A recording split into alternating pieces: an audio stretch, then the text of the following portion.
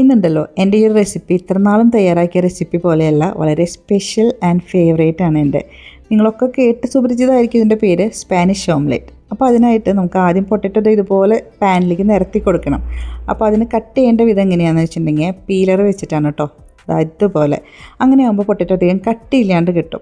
അതിന് വേണ്ടിയാണ്. പിന്നെ നമുക്ക് കുറച്ച് ഒനിയൻ വേണം, അത് കട്ട് ചെയ്തെടുക്കുകയാണ്. അതുപോലെ തന്നെ കുറച്ച് ലെറ്റസ്. വെറുതെ പറയുന്നതല്ല, ഇത് ചേർത്തൊരു പ്രത്യേക ടേസ്റ്റ് ഉണ്ട് കേട്ടോ നമ്മളുടെ ഈ ഒരു റെസിപ്പിക്ക്. ചിലരൊക്കെ ഇത് ഒഴിവാക്കിയിട്ട് കൊറിയാൻഡർ ലീവ്സ് ഒക്കെ ആഡ് ചെയ്തിട്ടുണ്ട്. പക്ഷേ എനിക്കിത് ആയിരിക്കും കൂടുതൽ നല്ലതെന്ന് തോന്നിയതുകൊണ്ട് ഞാനിത് എടുക്കുന്നതാണ്. അതും റെഡ് ലെറ്റേഴ്സ് ആണ് കേട്ടോ ഞാൻ എടുത്തിരിക്കുന്നത്. ഇനി ഇതാ ഒരു പാൻ അടുപ്പത്ത് വയ്ക്കുക. അതിലേക്ക് എണ്ണ ഒഴിച്ചെടുത്ത് ചൂടായി വരുമ്പോൾ ഫസ്റ്റ് നമുക്ക് പൊട്ടറ്റോ കട്ട് ചെയ്ത് വെച്ചത് ചേർത്ത് കൊടുക്കാം. അത് ഒരു 2 ലെയറെങ്കിലായിട്ട് ഇത്തിരി കട്ടിക്ക് തന്നെ കണ്ട് ഇരുന്നോട്ടെ. ഇതും ഒനിയനും എഗ്ഗും ആണ് ഇതിൻ്റെ മെയിൻ ഇൻഗ്രീഡിയൻസ് എന്ന് പറയുന്നത്. അപ്പോൾ അത് ചേർത്തിട്ട് നന്നായിട്ട് അതൊന്ന് സോട്ട് ചെയ്ത് കൊടുക്കാം. പൊട്ടറ്റോ വഴന്ന് നന്നായിട്ടൊരു പകുതി കുക്കാവും.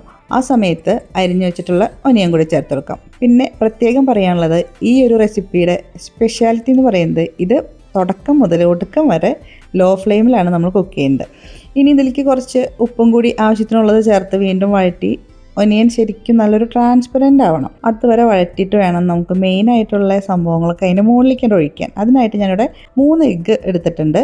അത് നന്നായിട്ട് ബീറ്റ് ചെയ്ത ശേഷം അതിലേക്ക് കുറച്ച് പേപ്പർ പൗഡറും കുറച്ച് ചില്ലി ഫ്ലേക്സും ആവശ്യത്തിനുള്ള ഉപ്പും ചേർത്ത് വീണ്ടും ബീറ്റ് ചെയ്യുക. ഇനി അരിഞ്ഞു വെച്ചിട്ടുള്ള ലെറ്റസും കൂടി ചേർത്ത് കഴിഞ്ഞാൽ നമുക്ക് വീണ്ടും ഒന്ന് മിക്സ് ചെയ്ത് ഇതിൻ്റെ മുകളിലേക്ക് അങ്ങോട്ട് ഒഴിച്ചു കൊടുക്കാം. ഇത് ശരിക്കും പറഞ്ഞാണ്ടല്ലോ ഒരു ഇൻഡോ വെസ്റ്റേൺ സ്റ്റൈലിലാണ് ഇന്ന് ഞാൻ തയ്യാറാക്കുന്നത്. ഇതിൽ ഇൻഗ്രീഡിയൻസ് ഒന്നുമല്ല ഞാൻ ഉദ്ദേശിച്ചത്. എൻ്റെ കയ്യിൽ നിറച്ച് കുപ്പിവെള്ളം കിടക്കുന്നുണ്ടല്ലേ, കുപ്പിവെള്ളമൊക്കെ പൊടി തട്ടിയെടുത്ത് റെഡിയാക്കി ഞാൻ കയ്യിലിട്ട് കഴിഞ്ഞപ്പോഴാണ് ഈ ഒരു റെസിപ്പി ഉണ്ടാക്കാമെന്ന് വിചാരിച്ചത്. അങ്ങനെ ഞാൻ ഉണ്ടാക്കിക്കൊണ്ടിരിക്കുമ്പോഴല്ല ഉണ്ടാക്കുന്നത് സ്പാനിഷ് ഓംലെറ്റ്, കയ്യിൽ മൊത്തം കുപ്പിവെള്ളയും. എന്തായാലും എൻ്റെ വളയും ഈ ഒരു റെസിപ്പി മാച്ച് ചെയ്ത് പോകണ്ടല്ലോ അല്ലേ. കളർ വൈസ് എന്തായാലും മാച്ചിങ് ആണ്. പിന്നെ അടിപൊളിയാണെന്ന് ഞാൻ സ്വയം അങ്ങോട്ട് വിശ്വസിച്ചോളാം.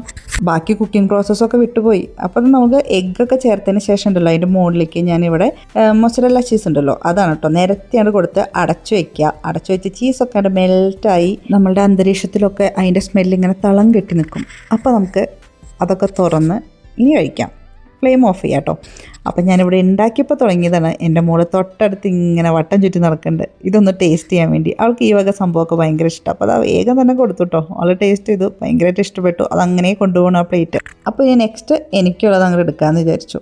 പിന്നെ ഞാൻ മോന് കൊടുത്തു, എന്തിന് ഹസ്ബൻഡിന് വരെ ഞാൻ ടേസ്റ്റ് ചെയ്യാൻ കൊടുത്തു കേട്ടോ. ബ്രേക്ക്ഫാസ്റ്റിനൊക്കെ പറ്റിയ റെസിപ്പിയാണ് കേട്ടോ. മാത്രമല്ല നല്ല ഹെൽത്തി ആണല്ലോ. പിന്നെ ഇത് ഇത്ര നന്നായിട്ട് അങ്ങോട്ട് എൻ്റെ ആ ഒരു പാനിൽ നിന്ന് വിട്ടുപോരും ഞാൻ തീരെ പ്രതീക്ഷിച്ചില്ല കേട്ടോ. കാരണം ആ പാൻ നല്ല ഭംഗിയുള്ളത് കാരണം അത് ഉണ്ടാക്കാൻ വേണ്ടി എടുത്താണ്. പക്ഷെ ഇത് കറക്റ്റായിട്ട് വിട്ടു പോരുമോ സംശയം ഉണ്ടായി. പക്ഷെ സംഭവം കിട്ടി. അങ്ങനെ ഞാൻ പ്ലേറ്റ് മുഴുവൻ കാലിയാക്കി കേട്ടോ. ഈ ഒരു റെസിപ്പിനെ പറ്റിയുള്ള എൻ്റെ അഭിപ്രായം നിങ്ങൾക്ക് അറിയണ്ടേ? ലാസ്റ്റ് എൻ്റെ ഫോർക്കും നൈഫും കണ്ടിട്ട് നിങ്ങൾക്ക് മനസ്സിലായില്ലെങ്കിൽ മാത്രം ഗൂഗിളിലൊന്ന് സെർച്ച് ചെയ്ത് നോക്കുക.